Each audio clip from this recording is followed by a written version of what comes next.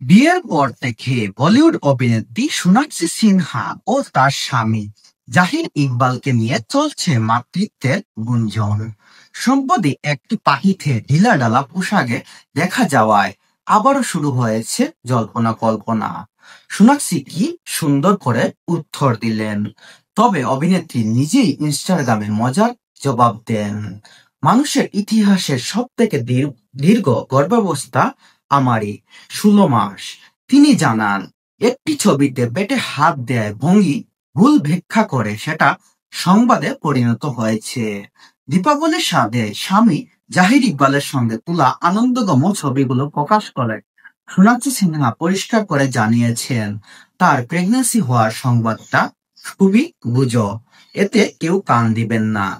তিনি যদি প্রেগনেন্ট হয়ে থাকেন তিনি নিজেই সোশ্যাল মিডিয়ায় জানিয়ে থাকবেন। এমনকি সোশ্যাল মিডিয়ায় সোনাক্ষী ও তার স্বামীকে খুব বেশি ভালো এবং আনন্দ মুহূর্ত